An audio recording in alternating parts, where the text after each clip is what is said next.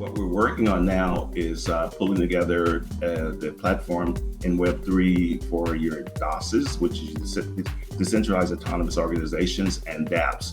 We're creating dApps to be able to function on creating carbon credits. And what we've done is we're bringing the farmers, the ranchers, and the forestry together to help them to create carbon credits that they can help to develop more resources out in the field. So that's what we're working on now. So we're actually... Hey guys, it's Mandy with Global Hemp Association. I wanted to say thank you so much for joining. I'm excited about the opportunity to build a relationship and connect this supply chain. I mean, after all, that's why we started the association. Our association was built on the foundation of connecting supply chain, building relationships, and helping you grow your business. Anyone from farmers, manufacturers, and distributors, people that are passionate about the supply chain, and those creating products selling into biofuels, plastics, textiles, construction, and building materials. And we're live.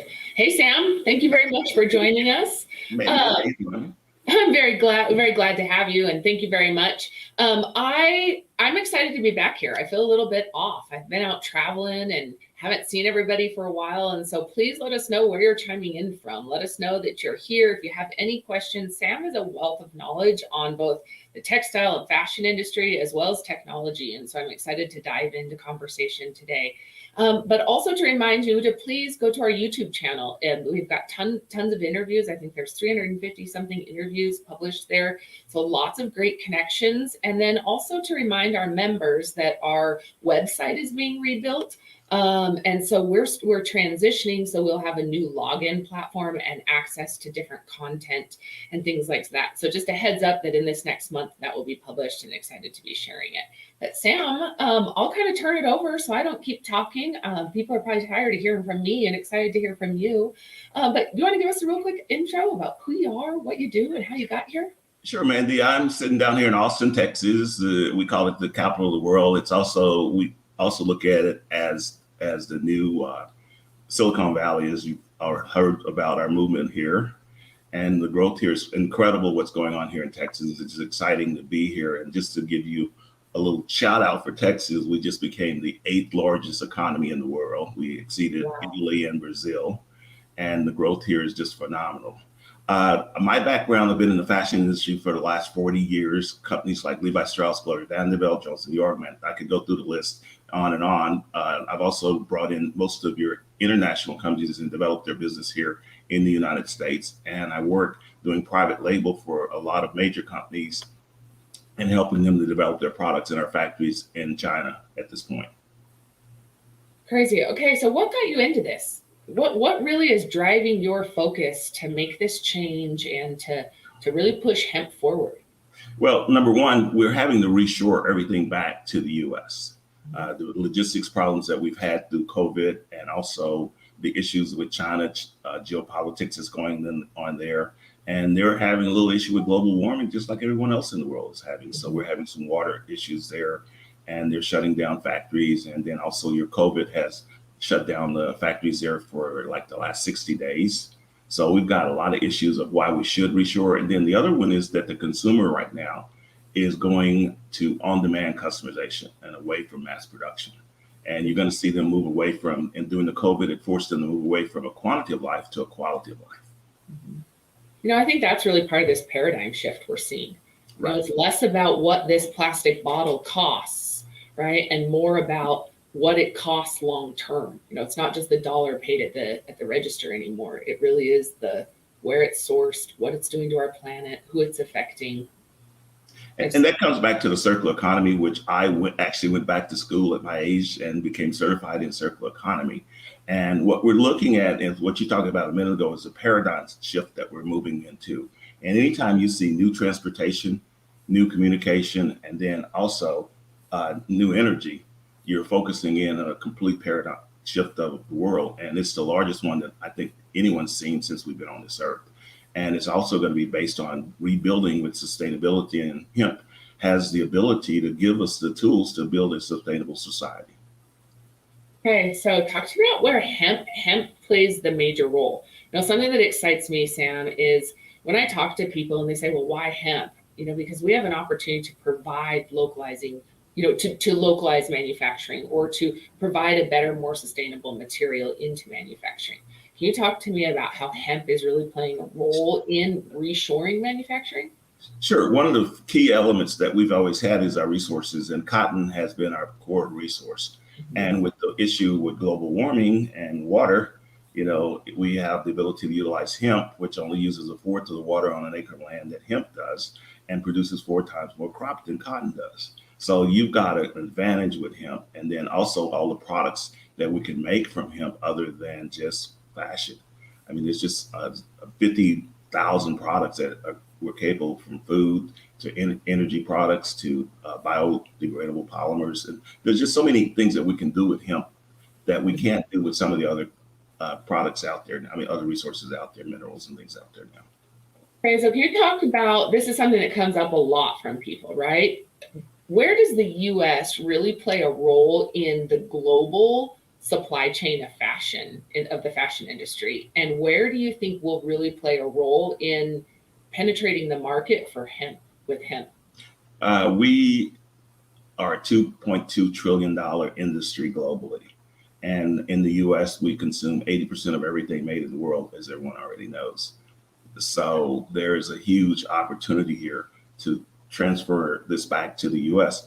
And with the new technologies that we have, we don't have to worry about the labor costs. That's why most of our factories moved away, were because of the labor costs. But now we have on-demand and robotics that we can utilize to offset those labor costs. Okay, so you think that really in order for us to compete, we've got to have AI and machine learning and... Our company is focused in on augmented MR and XR, and then also holograms.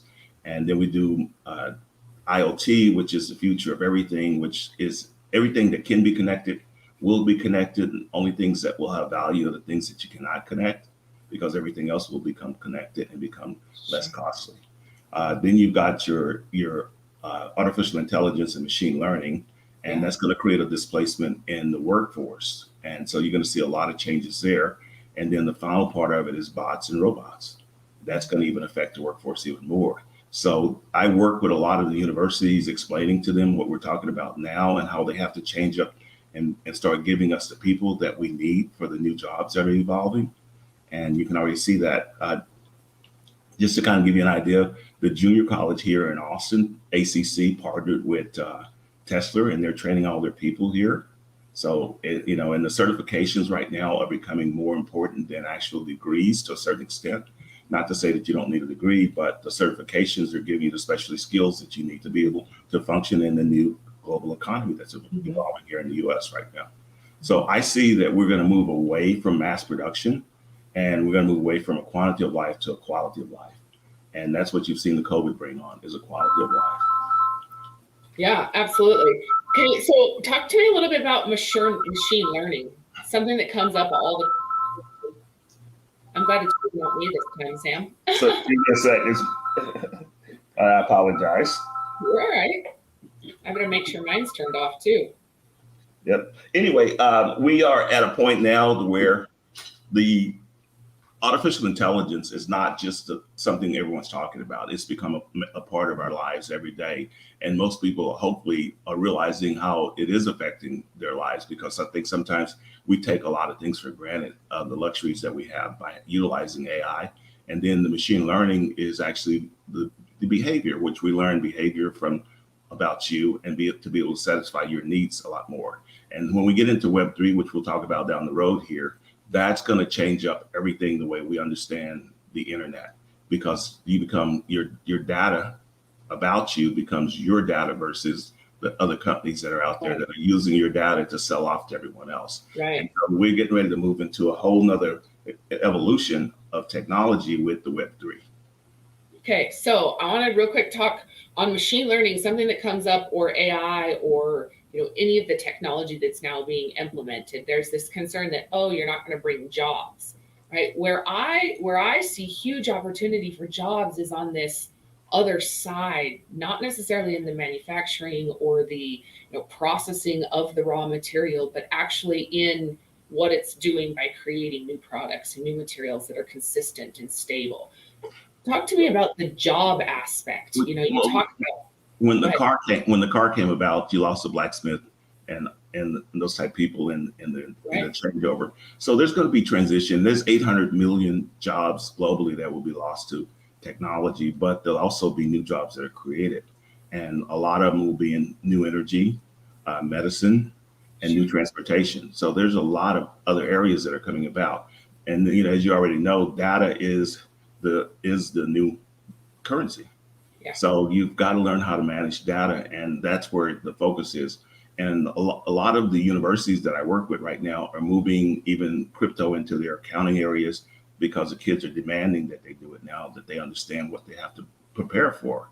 And then you've got all the other areas that are siloed, that now they're breaking down the silos in the university so that these kids can be more rounded with their ability to have access to the things that they need to be able to get the new jobs that are coming about. And the thing about these new jobs is they're a lot higher paying. They create a lot more freedom for the people that have the jobs. And I don't think anybody's going back to the office. Yeah, well, it's interesting to me, right? Some of the people that we talk to that are business owners, they need people in the office. They're more productive. They like it better. And then there's this opposite, right? For me, especially, I love working remote. We were talking offline that the convenience of being able to put 10 appointments on my calendar by meeting in Zoom is so much more, it happens so much more often than if I'm having to drive around town to meet people. It cuts my day in half. It costs more money. Not to mention the dry cleaning bill, having the dry cleaning. Exactly. We just get rest from the top up. You could become more sustainable just in the dry cleaning bills, okay? Yeah, exactly. Okay, so while we're talking about data and data collection and owning your own data, this is really important when we talk about the carbon credits and the transfer and sale of carbon credits. Can you talk to me about your involvement there or what your interest is? Well, we've created a new company called Ag IQ Tech. And what we're working on now is pulling together the platform in Web3 for your DOSs, which is decentralized autonomous organizations, and dApps. We're creating dApps to be able to function on creating carbon credits. And what we've done is we're bringing the farmers, the ranchers, and the forestry together to help them to create carbon credits that they can help to develop more resources out in the field. So that's what we're working on now. So we're actually building that out. And the Department of Agriculture has grants out that we're working on also that they're going to support this project with. So that's kind of like where we're headed to there. But your DOS is your decentralized autonomous organizations, and your dApps are decentralized applications, which actually run on the blockchain. And, you know, contrary to what everyone believes, the blockchain is for real. It's not going to go anywhere. And anybody can go talking about crypto and all this, but it's all about where we're headed to with the new blockchain technology. Yeah. Okay. Well, it's interesting to me. Like I said, it's a complete shift. There's a lot of conversation too, is acceptance, you know, at the government level of this new currency, and what does that look like, and how long is it expected? Can you give me kind of an idea of what time frame is before this is more mainstream? Let's redefine currency, because some of the words that we use, like marketing and currency, and I'll go back to AI and artificial intelligence and machine learning. When you get into to the word marketing, you're not looking at trying to sell someone something. It's about analyzing the consumer's behavior and creating products and offering those products that they don't even know they want before they even have the ability to understand that the trends are taking in that direction. So that's where the AI comes into the so-called marketing aspect of it. As far as the building out of products, we can now do customization on demand, which is the next move that we're moving to. And so we're moving away from mass production to customization on demand. Okay, so talk to me about, I lost you. I clicked a button. About carbon credits and farmers. There's a lot of reservation from farmers that I hear around carbon credits, right? And making sure that it's stabilized before we're able to really offer it. Because what I hear sometimes is this concern that it's another way to control or another way to, kind of manipulate what they do or limit what they do, put restrictions. What are your thoughts and what do you hear on the farm side, and how involved is your organization on the entire supply chain from farm processing, manufacturing, and so forth? Right now, you're looking at visibility of everything through the blockchain, and that even means for the government's visibility of what they're doing on the blockchain. So Sure. that visibility is going to help everyone to be able to move forward. And people that are concerned about how it affects their security, they have to realize that phone that they have in their hand tells everybody more about them than they ever want anyone to know. Yeah, I remember seeing a meme years ago, and it was the president saying thank you to Steve Jobs for collecting everybody's thumbprint. And it was like, yep, like we have a phone that, just like you said, it does. It's very predictable and technology. And with the Web3 that's coming, you'll see that the governance will be more for the people than it is for people dictating you what your lifestyle should be, because you'll have a conscious group of people that can actually start making decisions based on our needs versus what someone thinks how we should function. Yeah, sure. Yes. Okay. Well, it'll be an interesting transition. And like I said, I want to dive into this more. I'd love to continue to talk because it is very much a different way of thinking for me. And I've been so focused on, what's here in front of us and what do we see and what's at the farm level and how do we build infrastructure, because without taking care of our planet, at our farm level and our soil, it's scary, a scary outcome, right? So a lot of the things that we're going to have to deal with are going to be pushed out in necessity, not by people wanting to change. They're going to be forced to change because of global warming, logistics, a lot of the things that we're dealing with, geopolitics. It's going to force us to change quickly, because when we find out that, you just can't keep printing money to keep a consumption economy going, we have to start manufacturing products that can make us sustainable. Then you're going to see everything change. The government's going to change. The farmers are going to change. Everyone's going to change and understand that there's billions and billions of dollars that involve, trillions of dollars that involve in this transition that we have an opportunity to move into and help make us more sustainable as a country, and not to mention as local communities. Yes. Okay, so with the focus in fashion, can you talk to me about where the fashion industry is really going with hemp and where your involvement is, and how do we support you? And yes, like I want to dive into, from farm to end product. Mandy, one of the great things that I love about your organization is that you're actually pulling everyone together in decentralized collaboration. And the focus of everything going forward is decentralized collaboration. And we have to be able to know who's out there building right now so we can work together and cut out some of the cost of duplication of work efforts.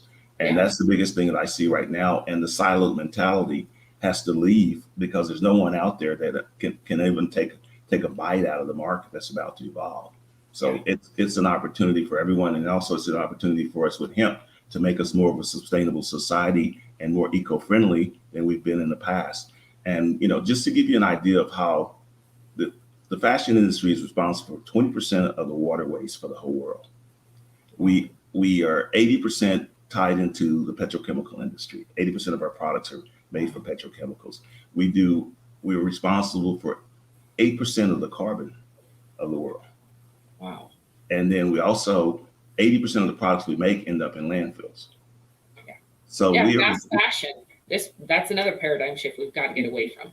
Well, that is probably, we're the second most destructive industry in the world to the environment. So we have to change our ways. So what we're doing right now is we're moving away from mass production to customization on demand, meaning that we have factories and technologies where we have scanners that we can use on the phone to scan you and create an avatar. That avatar then can be moved into our software, which then we can create the patterns for your body, which are based on your actual size. So there'll be no more sizes anymore. It'll be what your actual clothing and customized. Then it moves into a plotter. The plotter lays it out on the fabric, and then our laser cutter cuts it exactly to your size. We can do this in 3 to 5 days as far as the production cycle. I'm sorry, in 7 days, and then your production. We can have it to your house in 3 to 5 days. So we're building out factories now here in the U.S. that are based on customization on demand. That's why we need the hemp product right now as our core product to be able to build from. So we're looking at hemp as being a major part of the industry moving forward. And you're looking at hemp as a material, right? So you're purchasing material from hemp producers or hemp. Right. I've got boxes of materials that we just got in from samples that are in hemp right now that one of the vendors that's a good buddy of yours. Yeah. That sent us the fabric here. Yeah. We're ready to start making samples, but we're not looking to do mass production. We're looking for customization on demand. So it'll be a constant cycle. And we have software that we developed that takes it all the way back to the mill that gives them projections on how much fabric we need. And then the consumer can actually design their own products. We have 100 trillion SKUs in our inventory that they can design from. I years ago met somebody that had developed something like this for the construction industry for the same thing that would be able to track future builds so that manufacturers weren't stacking up pink toilets because, they went out of business the year after they manufactured them or went out of style the year after they manufactured them. They would be able to, project ahead of time so it reduced the storage and the waste basically. It's just fascinating to me, the shift here that we're seeing and the benefit that comes with it on the business side to not have to guess on what people are going to buy or guess what people are. The other side of that is the raw materials that we're running out of, even with cotton right now, with the water shortage we're having cotton issues all over the world. So you've got to think about right now in our industry, the aggregate efficiency of usage of raw materials. Japan is at the highest with 15% aggregate efficiency usage of raw materials. Germany is at 14.5, and the US is at 14. We have another 85% of raw materials that we could utilize with the circular economy if we start planning the life cycle of a product up front versus just making products that are going to end up in landfills. Yeah, you're exactly right. And you asked another question earlier. How are we moving forward with this? My goal is I work tri-sector. I work with private industry, education, and government to help the community. And what we and everybody right now is coming in and understanding tri-sector. And that's where the future of this country is going to have to move to survive what transition that we're about to go through. Yes. Yeah. Collaboration is key. We've got to be able to pull together, like you said. So talk to me about facilities that you're putting in. Where are you looking at? What does that look like? How do people get involved? Well, right now we built our first advanced manufacturing facility here in Austin. But the key right now in tri-sector is we have to start educating and training the people to understand and utilize these new technologies. So that's why we're working tri-sector. And the first facility we built was at ACC and Austin Community College, and it has a complete advanced $15 million facility. Gerber Technology, the city of Austin, and Austin Community College partnered for this facility. We've got actually 20 designers now in-house that are designing and utilizing this technology. And it's all about nanobiotech products. We're also working with smart cities and developing products for the smart cities that are interactive with the smart cities. Okay. See, this is so cool. These huge projects they're becoming real. They're no longer just thoughts, right? That people are really building. Can you talk to me a little bit about what Texas is doing? What about and what what you're seeing from the military as far as pull for hemp? I can't speak a lot about the military because I have NDAs on all the stuff. Oh, that's okay. I was just curious. For example, I know right now military, there are people working on uniforms for the military out of hemp, right? And I know that there's also a need or a drive for R&D around plastics. Made out of hemp. Well, just to give you an idea, the military uses 50 million units of product a year. What's that mean when you say of product? Like shirts, jackets, hats, caps, underwear, all those products, 50 million units a year. Yeah, so there's a lot of growth there. I mean, but also we're focused in on the nanobiotech of products now, which we're integrating all kinds of chips and all kinds of fibers into the garments to give you quality of life. It's all about the quality versus the quantity now. Sure. What about Texas in itself? Like with Tesla, you see Tesla starting to use hemp. Do you see like graphene going into batteries. This is something that, was brought to my attention a long time ago, the graphene aspect. But there's still this unknown about. One of the groups that I work with here in Texas has already developed a battery that charges 10 times faster than normal batteries do. Okay. And they last 10 times as long as not 10 times, 2.5 times as long as what the existing batteries do now. So they're already developing these technologies, and there's so many. We're just on the frontier right now of all these new technologies, and the key right now is everybody's talking electric, but hydrogen is what they're really working on now. Mm-hmm. Mm-hmm. So you're talking in that new energy area, hydrogen and electric are the key areas as far as the new energies. Interesting. Okay, so I want to talk about like the farm side, and I don't know where your involvement is here or where interest is, but right when we talk about, we're not going to kill the earth is going to eject us right off, and then it will reheal and we'll be gone. And with that, we're doing damage, every day, and that global warming is real. And this reality that we've got to fix and start at the soil, farm and crop. Where do you see real drive or growth happening, at the farm, and really going back to taking care of our farmer and making sure that this capital goes back to the farm and isn't sucked up just at the manufacturing or distribution? Okay, I'll start out with where your question was a minute ago that I never went into detail with the carbon credits. We are not just creating carbon credits for the farmers, ranchers, and forestry.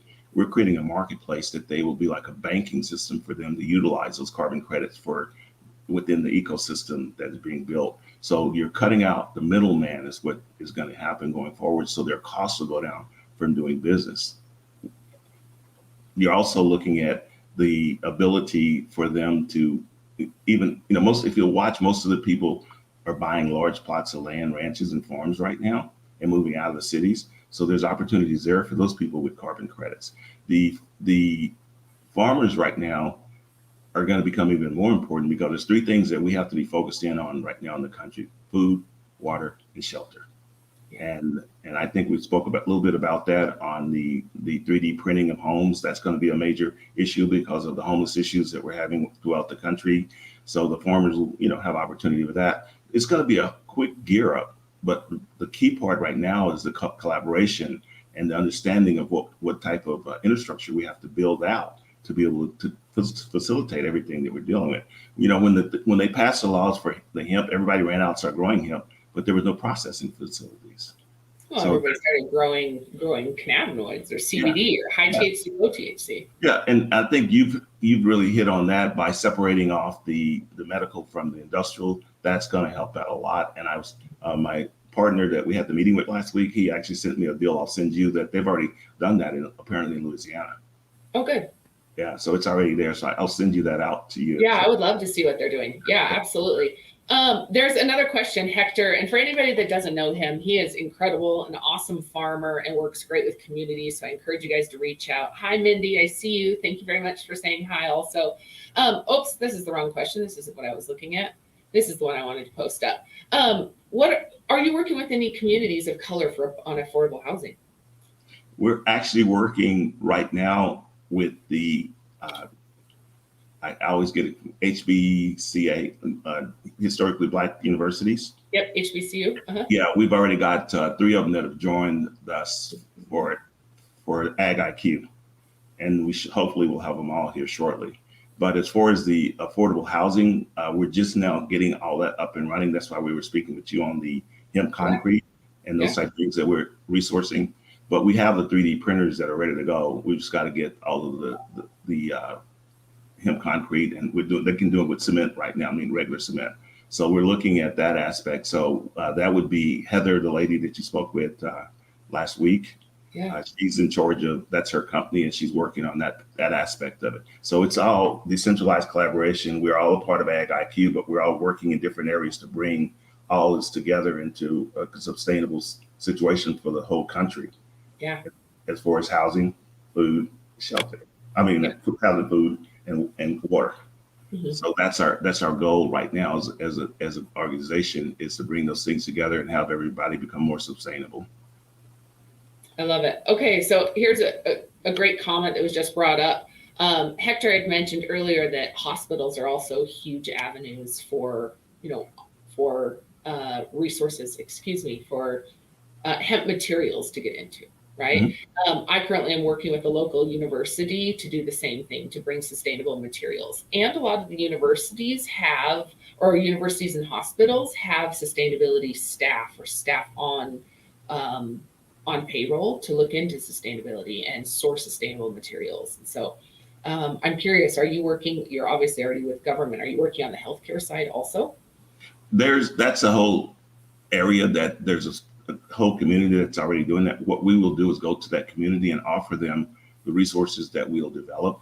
And that'll become a part of the decentralized collaboration. And just to give you an idea, I have antibacterial, antifungal, and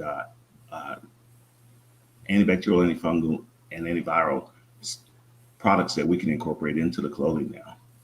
Okay. So there's this is nothing that the technology in fashion is mind blowing. When I first started getting into this and just learning what they can do to manipulate fibers and to change its antimicrobial factor. I think there's a lot of misconceptions in about the fashion industry, just like there is about the hemp industry. Oh yeah. Basically, ours is science, is STEM, science, technology, engineering, and art and math, because the art part is where mostly everyone sees our industry. But no, it's very technical as far as the scientists that have to be involved in just the making of a fiber alone. Oh yeah. Yeah. It's crazy to me. It's like I said, I was very removed. When we as consumers walk into Walmart or the mall or any retail store and pick up our clothes, we do not realize what goes into it. And when we're shopping for a $5 t-shirt compared to one that lasts longer, it's healthier for us, it's more sustainably sourced.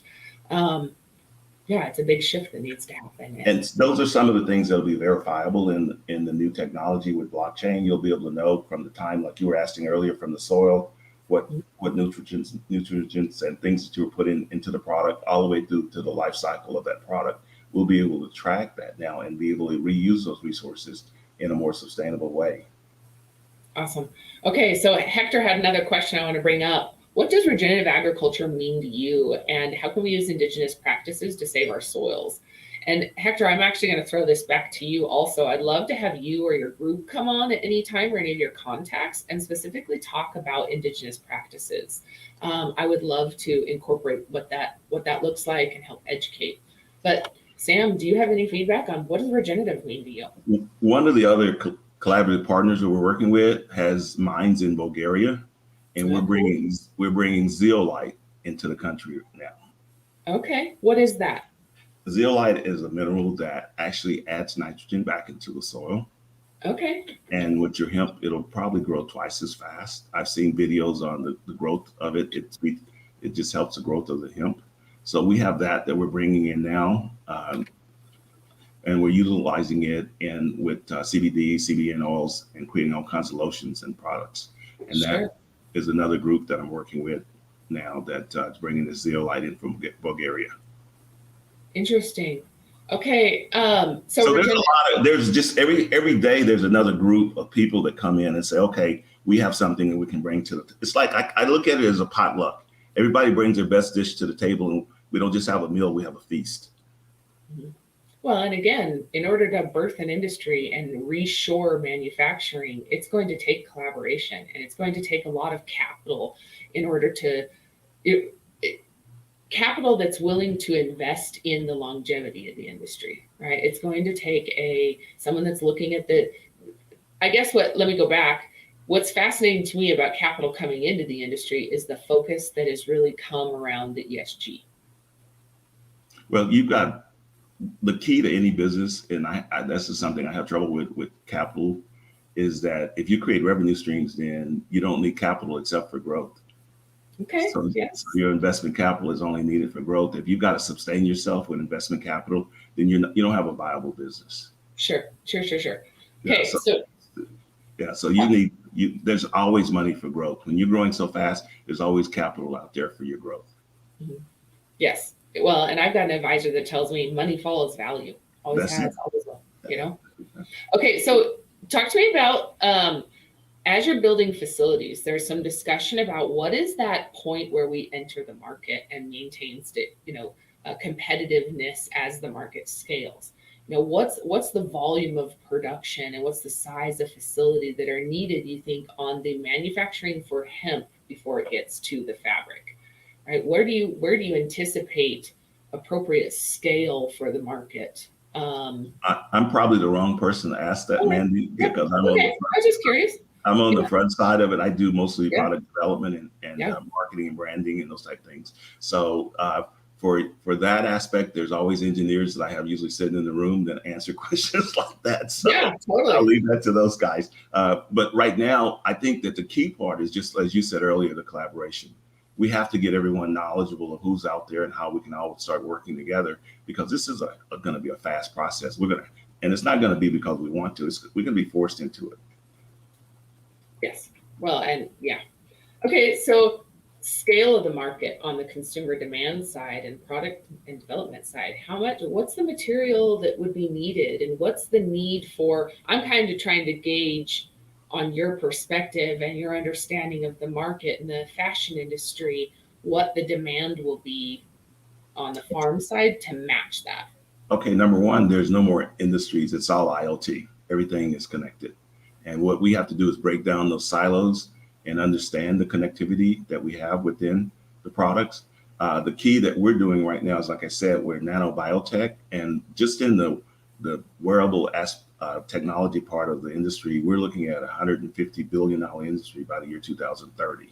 You're looking at a $100 million industry in the fashion industry, just in hemp alone, in the next 5 to 10 years. So there's a huge growth cycle that's going to happen here in a very short period of time. Then the big thing too is what you're doing that's very good is you're educating everyone that hemp is not a drug, just a drug you smoke. It's got so many other attributes that we haven't taken advantage of. And we have to ask ourselves, why was hemp taken off the market with the advantage that it has over all the other products out there? And it's all politics. So we are now at a point where the politics is going to move away from it because of demand. And the demand always overcomes everything else. So we have a huge demand right now because we don't have the logistics problems that have been created with this COVID, and also with the geopolitics is going to create huge demands in the next 6 months. I mean, we're not even talking a long period of time. You're going to see shortages that are going to come about in the next 60 days that people can't even imagine. Well, and I think that's just, we've all talked about it since the pandemic started, right? Is what to expect and how this is going to impact. And like you said, the consumers and people that have been disconnected from that supply chain conversation are really going to start being impacted. Mandy, just to give you an idea, at one point, a container from China, if you could get it, went from $3,500 to $32,000 a container. A container ship at one point went from $20,000 a day up to $250,000 a day. Those products when that price, they've come down a little bit now, maybe to about half of that. But now those products that are coming in are be based on those price points on those containers. Who's going to pay for that, Mandy? Right. Exactly. Well, and that's what's happening, right? That is happening, and that's what we're seeing. It's everyday things that we deal with, but most people don't have a clue that that's happening. Yeah. Not to mention, you've got all these products that they finally unloaded off the boats, and it's a glut of it in these stores, but it's products that the consumers, soft goods and hard goods that the consumer has no need for because they're spending most of their money on food now. Yeah. Mark has a great question. I know we had talked briefly about it in the beginning. And hi, Mark, thanks for joining. Have you seen any groups or many groups working on green hydrogen with hemp biomass? Is it a waste of biomass? We have another guy within the organization, Rocky, who you spoke with. Rocky would be the guy to answer all those questions, and I'll be more than happy to put his information up. Let's get Rocky to come in and do a conversation. That's who you need to really be talking about. We'll do a Q&A with him. Yeah, Rocky can answer a lot of those questions out there on that aspect. He's the authority in that area. That's awesome. We've got a great comment here talking about indigenous practices of cannabis are from India and China over thousands of years of culture for medicinal heritage. Yet we see very little about cannabis. Wow, my screen just went really blurry, guys. Hold on. It's like I'm getting bad connection. where and how There to you get in the space, as they should be leaders in the space as they ascribe in holistic cannabis, not isolated CBD. Keep going. I can hear you just fine. My screen just froze. That was it. Gotcha. I think that as far as that goes, as the medical aspect of it is not where, I know a lot about that area. And like I said, there's another company that we work with that's utilizing the CBD and those things in lotions and things with the zeolite. So here's another question about the zeolite. Have you done many studies with zeolite on hemp? The most important things, go ahead. Francisco is our partner there. Oh, here you go. Perfect. Yeah, so he's the guy that's responsible. So what is this question? He's the one that can answer the question. 40% Well, less. we need to get him on board. This is another one. Both of your partners, we should do a Q&A and kind of dive into some of this. Yeah, he's the one bringing in the zeolite from Bulgaria. Yeah, remove radiation from the soil, heavy metals, and yeah, that's crazy. Yeah, so there's a lot of things that, and I'm not an authority on everything. I just do the branding, marketing, and product development, and these guys all are coming in as collaborative partners, and everybody's bringing in their own best dish to the feast. And this is going to be a good run for people because we're going to help the earth. I want to learn more about this zeolite. This 40% less water, and this is where I think we've got real opportunity for scaling the industry, is coming into it from an angle of, less inputs, and that includes water and pesticides and herbicides. But the water conversation around my area is critical. I don't know about where you're at, Sam, but I went up to Mason, Texas, which is north of Austin, and the Guadalupe River was bone dry. Yeah. Our lake here is 40% lower than normal. And I don't know if you know, but we do a lot of rice farming in South Texas. Yeah. And so water supply there is almost non-existent. It's going to be a major problem everywhere as we move forward. Is. Yeah. Yes, absolutely. And that's where your hemp and your zeolite and all those type of things are going to come into play. And that's what we're building out, is that infrastructure to be able to bring all these components together and have everybody utilize them to our advantage. I love it. Have you collaborated with effort between MIT and Rhode Island School of Design? One of my partners is working with MIT, and they're out of Italy, and they work in AR, MR, and XR. They're doing all of the technology there for that, and that's what we utilize in the front part of our technology. They're working there, but with Ag IQ, we've already got universities that are signing on as partners with us to help develop this new carbon credits. So they're going to be they'll get the grants from the government to be able to monitor and help the farmers and ranchers with their carbon credits. And so it's all about tri-sector, and the universities are the ones that we're bringing on as partners to help out in developing the tri-sector.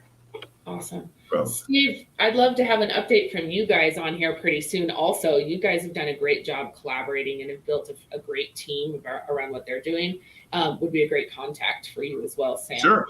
I don't think they're as much on the textile side, but definitely in conversation, right? You definitely have the experience on the product development and equipment and stuff like that. So it's pretty cool. Anything else you want to add before we hang up? And like I said, I'm going to give another shout out. I'd love to invite your team to come on. I'm really interested in the soil and hemp, additives. So, yeah. Sure. And I think that, you spoke with Wes, and he owns all the real estate down in Louisiana that they're already growing hemp on. And they've got two universities there that are already signed up. And like I said, we're working with the historical Black colleges and bringing them on because they were all agricultural schools.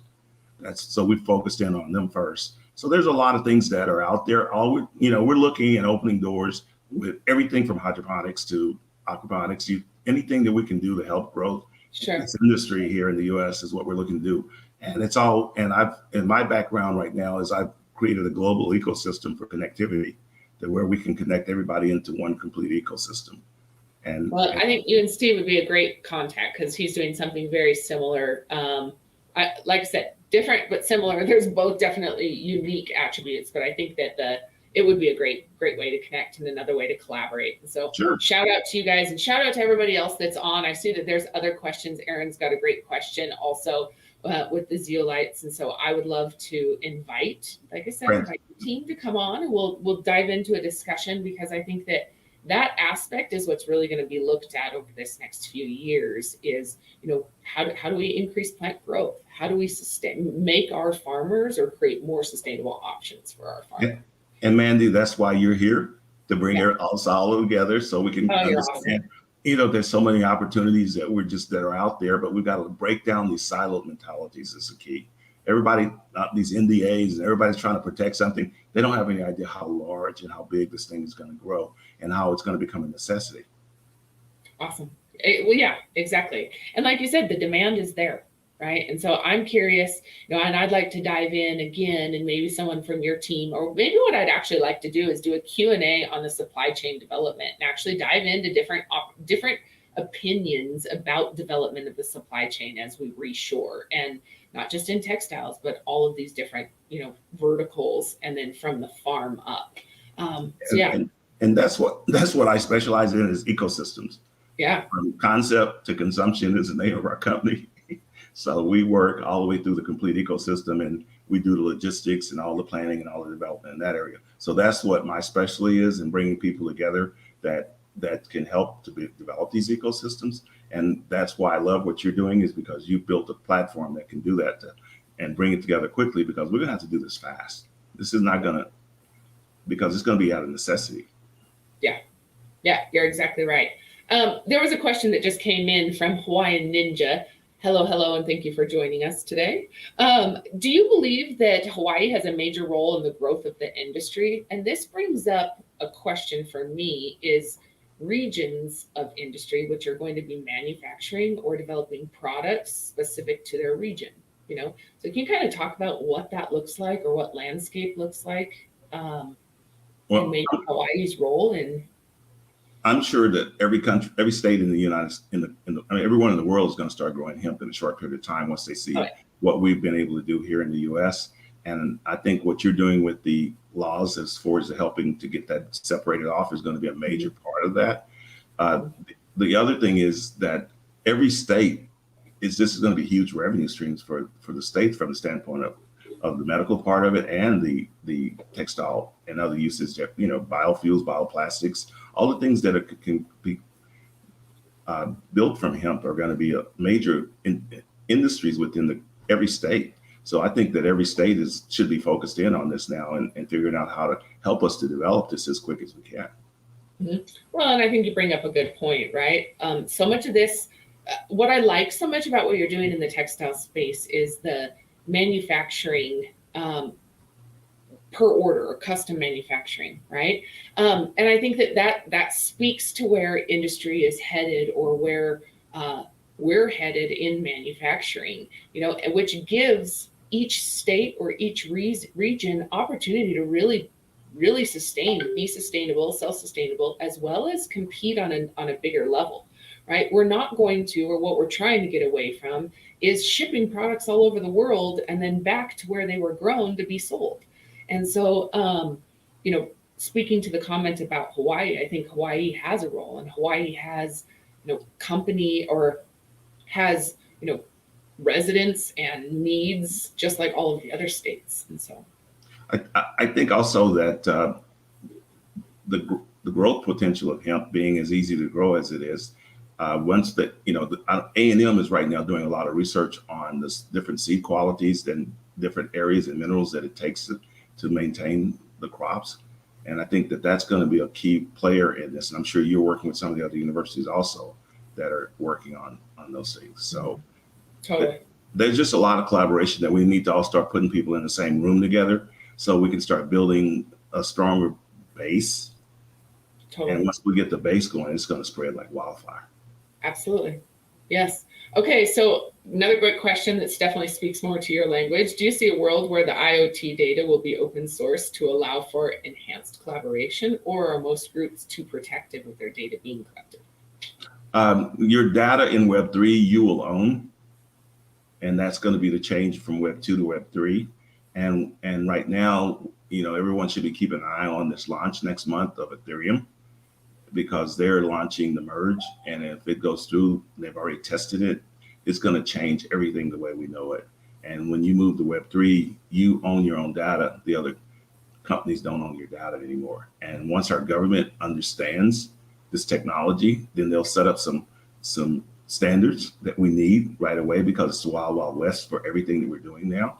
And we need to work closely with the government to give them the understanding of what we need out here, whether it be hemp, whether it be technology.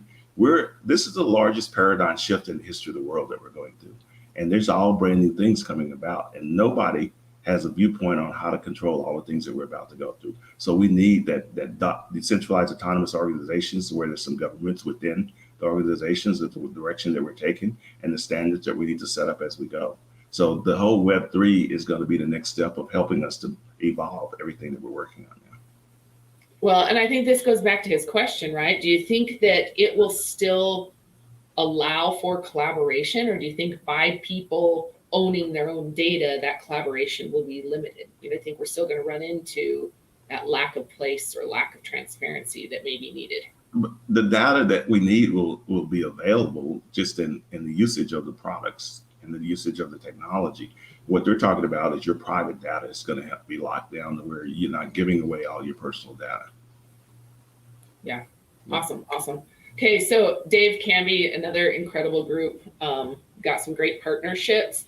They would also like to network with you. I'll send out a warm intro to both you and Steve as well. But Dave, thanks for chiming in. I'd love to see you guys collaborate and work together as well. And then Steve said the same thing with Mark, collaborating also. So be sure you guys connect. This is really why I do this. I want you guys to get in the same room. I want you to take this opportunity where we build connections and help generate opportunity to know who Sam is, know what you guys are doing, and then take time to set up an appointment and reach out.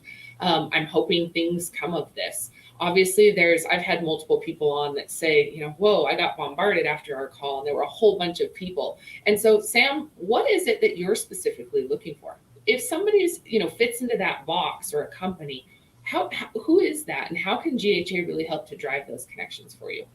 Well, right now, obviously, I'm focused in on the fashion industry. Another area that we're focusing on is the auto industry. And we're looking at developing components for the auto industry now with hemp. So that's a major area that we're looking at. And then as far as once you have some of the other partners on, then you'll see that we are pretty much from A to Z, because it's all about bringing all the people to the table. And I think that Francesco, the guy that was on a minute ago, you can get him on. He's bringing in the zeolite, which will be a major plus for a lot of the farmers out there. And we've got container ships of that stuff coming in on. We've got just a lot of opportunity. And I'm always willing to take any call or any conversation, because that's what I do all day long, is listen to ideas and concepts and try to pull the people together to make it reality. I love it. I just typed up a note so that I would remember to send you and Dave and Stephen a connection. And then Mark, you too. So thank you everybody else that has joined today. I really enjoyed the conversation. I'm really excited to start talking with your other partners or get them on and dive into specifics. Obviously, questions keep coming up. And again, I want to say thanks to all of our sponsors, all of our members, anybody that has supported what we're doing. It's allowed us to continue to grow and to get our seeds in the ground for our fiber variety trials. For those of you that don't follow Melissa Nelson or Melissa Baldwin on social media, she's Performance Crop Research, who we contracted with to do our seed trials. And then we from there reached out to independent crop consultants who ran our trials independently in each state under one protocol. So we've got some really good data that's coming in on fiber varieties, which is really where the market's focused. And so, Sam, I'd love to collaborate with you and see if we can help you there, especially as you're scaling the industry for the textile space. It's great. So anything else, Sam, before we sign off? No, thank you for the opportunity. And I look forward to the collaboration of everyone out there. I just want to build a better society for everyone. You're awesome. Thank you so much for your time today. If anybody else needs anything, don't hesitate to reach out. If you have any questions about today's interview, holler at me. It will be edited and shared within the next week on our YouTube channel. And then we also cut it up, share it on some social media channels, and then through 5 or 6 different podcast channels. So Moving Forward with Mandy Kerr is our podcast. You can find it on Anchor, Google, Amazon, Apple, all of the podcast channels, Spotify. So holler at me. And Sam, thank you very much. Real quick, do you want to share how people reach out to you if they do want to connect? Excuse me, I'm sorry, I didn't hear what you said. Real quick, do you want to share how people connect with you? Oh yeah, my email is sam@concept, CONCEPT, 2 consumption.com. Okay, I'm going to share that in the chat real quick for you. And then again, anybody, if you need anything, don't hesitate to holler at me. Thank you very much. Thank you, Mandy. Absolutely. Bye-bye. We'll talk soon, Sam. Thank you. Talk later.